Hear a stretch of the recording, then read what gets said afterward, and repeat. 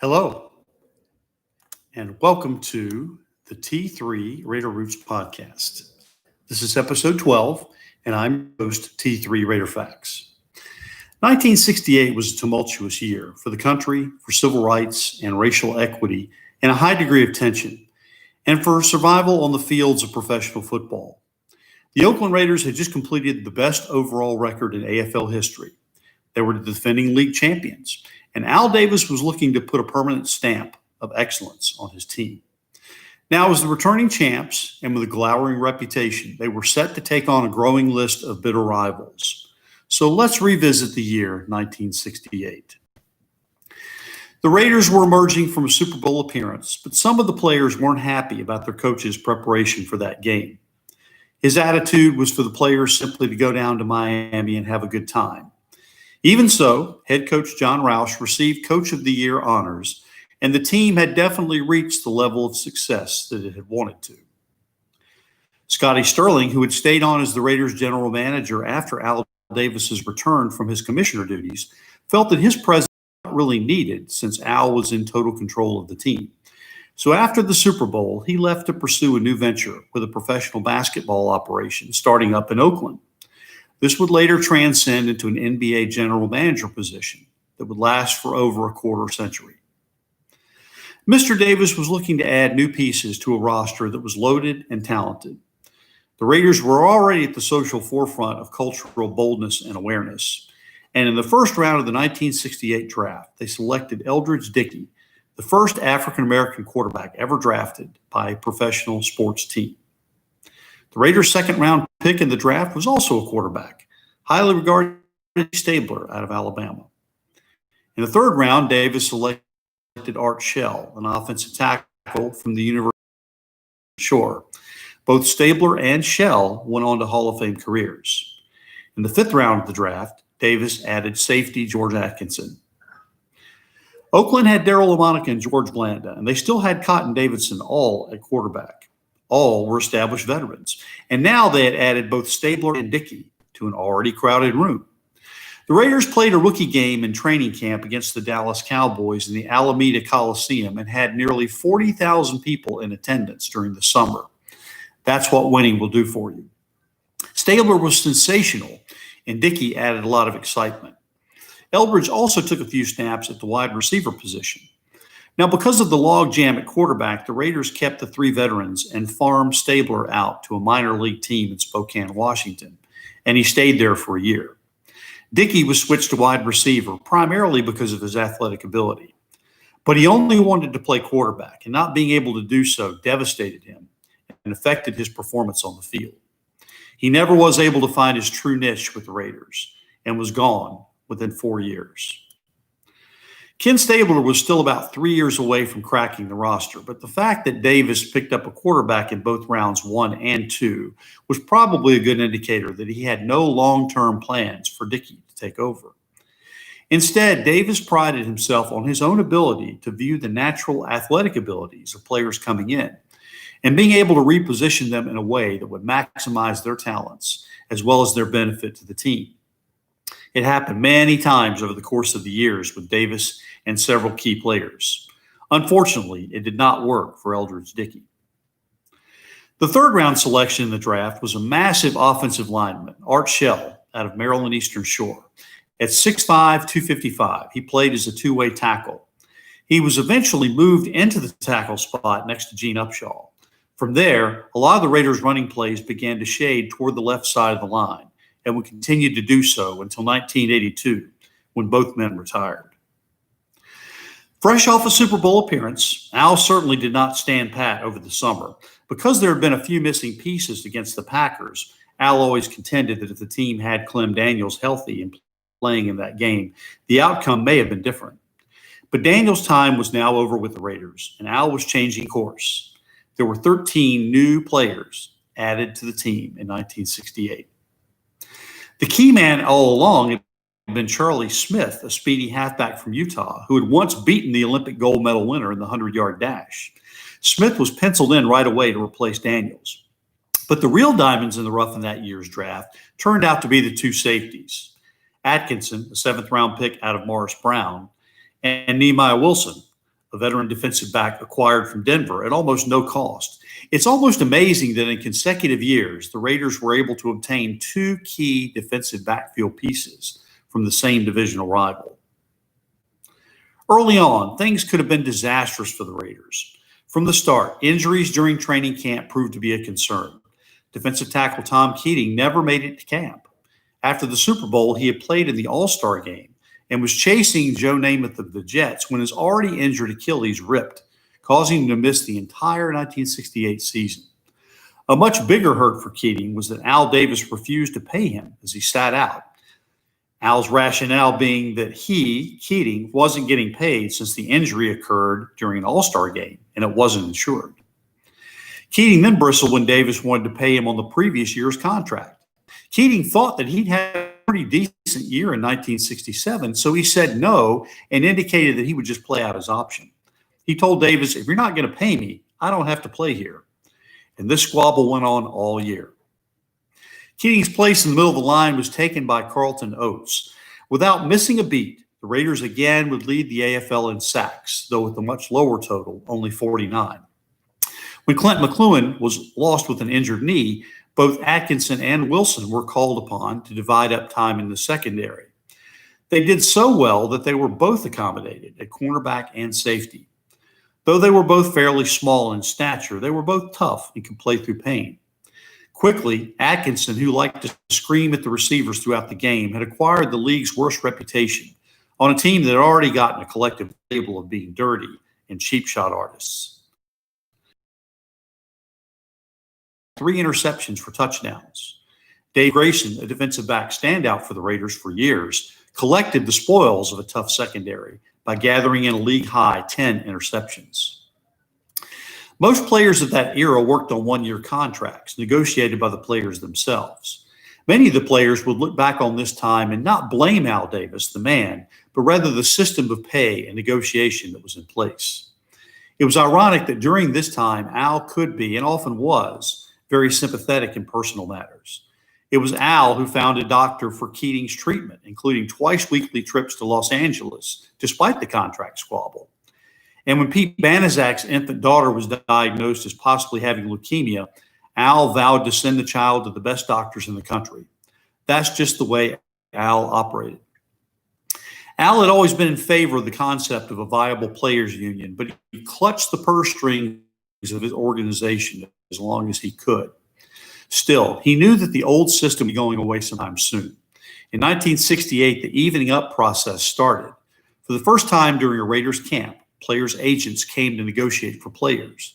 And while there were few to start, Al was too smart to dismiss the new trend. But Al was also continuing to have problems with his head coach, John Roush. Having just finished his second season and garnering Coach of the Year honors, Roush was not a happy man. One of his assistants, Ollie Spencer, said that John may have been the best coach that Al ever hired, but he wasn't a head coach because he got paranoid. It was hard for him to make decisions in the first place, but he refused to be accepting of Al's advice and felt instead that he was being undermined at every turn. And perhaps he was right. Nevertheless, the Raiders began the 1968 season strong. Even though they were missing Keating up front, they still boasted Ike Lassiter, Big Ben Davidson, backed up by the perennial underrated Dan Birdwell. Filling in competently for Keating was Carlton Oates, as previously mentioned. In the secondary was the great cornerback Lee Brown. Dan Connors was still the anchor in the middle, and rookie Chip Oliver from USC stepped in to fill the void left by injured backer Bill Lasky. Despite the changes, the defense took on the Buffalo Bills in Game 1, and they stonewalled them early in the game, forcing a punt. It was then that they unleashed one of their newcomers, George Atkinson, a 9'6" sprinter from tiny Morris Brown College, to take the first punt and open the scoring flood for the Raiders, returning the kick all the way for a touchdown. The 1967 Raiders had received some criticism for not possessing that one receiver with blazing speed who could stretch defenses. In their debut of 1968, they showed that criticism no longer fit. Quarterback Darryl LaMonica had a healthy Warren Wells at split end with speed for days and good hands. So now defenses would have to constantly be prepared for the deep threat. Buffalo learned the hard way. and Wells burned them on a deep route for a touchdown. With tackles Bob Svias, Harry Shue, Gene Upshaw, James Harvey, and perennial All-Pro Jim Otto as their anchor in the middle, Hewitt Dixon was able to supply the power running from the backfield, while speed specialist Larry Todd gave the Raiders that breakaway threat. From their first performance of the year, it looked like the Raiders might storm through the entire AFL on the way to an undefeated season, as they easily beat Buffalo 48-6. In their next game against the young Miami Dolphins, their fine play continued. Versatile Banaszak was outstanding. He scored 2 touchdowns, one on a swing pass that he took for a long distance on the very field where he used to play his college ball at the University of Miami. 47-21 was the final score. The next week in the Houston Astrodome, the Oilers managed to slow down the high-scoring silver and black machine, but an interception return for touchdown by defensive back Dave Grayson resulted in a 24-15 triumph. Week 4 saw the Raiders return home against the Boston Patriots. With the win over the Patriots, the Raiders would take over first place in the Western Division. The show put on before the home fans was nothing short of magnificent. Nothing could seem to go wrong. Even fumbles paid off. As running back Charlie Smith was headed toward the goal on one of his runs, he was hit and fumbled the ball. It was promptly scooped up by Fred Biletnikoff, who ran it in the remaining 8 yards for a touchdown. It was another big win, the Raiders' 14th regular season victory in a row. More importantly, they took over first place in the division all by themselves. But it would be the last time they held that number 1 spot alone. In the next 2 weeks, the Raiders sank to 3rd place in their division. First, they were dominated on a rainy day in Oakland by the San Diego Chargers. With a 23-14 loss, the myth were unbeatable was shattered. The next week, the first Kansas City home crowd of more than 50,000, plus millions more watching on TV, saw the hometown Chiefs defense break down the prolific Oakland scoring machine. With a 2 tight end set and a steady ground game, Kansas City won its 5th straight game in a row, 24-10, and found itself alone at the top of the Western Division.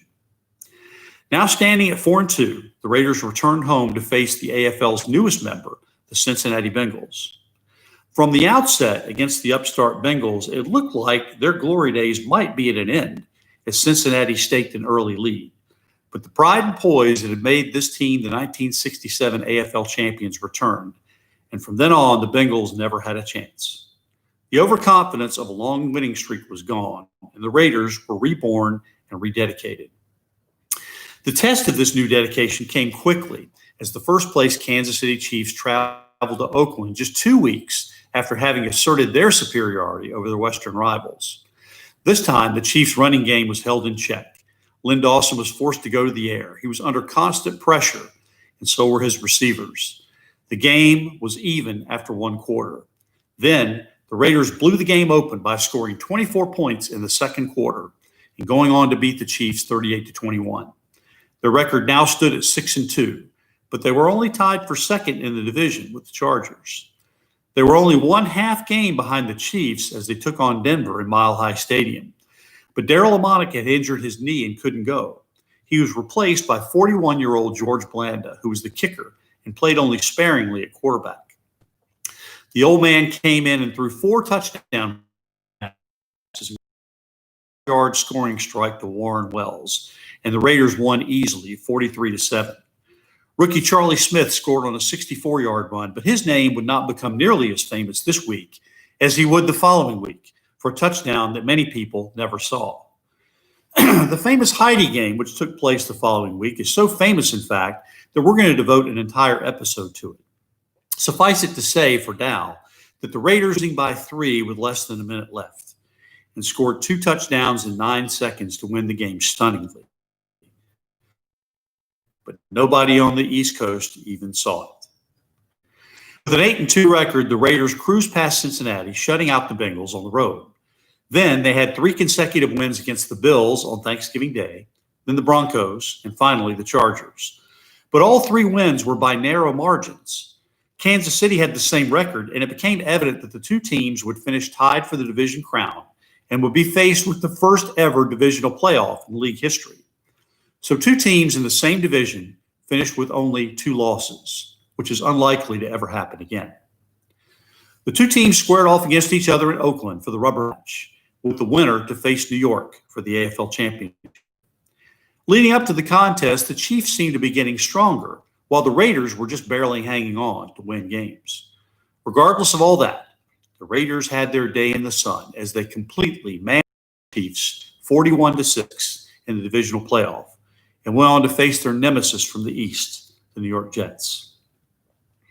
On December 29th, 1968, the Raiders showed up in New York where swirling, vicious winds pounded Shea Stadium and the icy temperatures glazed over an already frozen field. Both teams struggled to gain a foothold. Despite the weather, both teams combined for 860 yards of total offense, with both Namath and LaMonica take the home team to a 10-0 lead. But the Raiders came roaring back to tie it at 13 in the third quarter. Then the Raiders took the lead in the fourth quarter when George Atkinson intercepted a Namath pass and returned it 32 yards before Pete Banaszak jammed it over from the 4. Jet receiver Don Maynard then made perhaps the two most important catches of his career. The first, an over-the-shoulder catch that gained 52 yards all the way to the Raiders' 6. Then he cradled a slant pattern, a play where he wasn't even the primary target, and the Jets took the lead 27-23. With time ticking, LaMonica brought the Raiders back to fury. The team marched all the way down to the Jet 12 when LaMonica made the biggest mistake of his entire career. He made a swing pass out to Charlie Smith, which was the right call. However, LaMonica's pass was behind Smith and also behind LaMonica in relation to the line of scrimmage. The pass fell incomplete, but there was no signal from the referee. The Jets recovered the ball.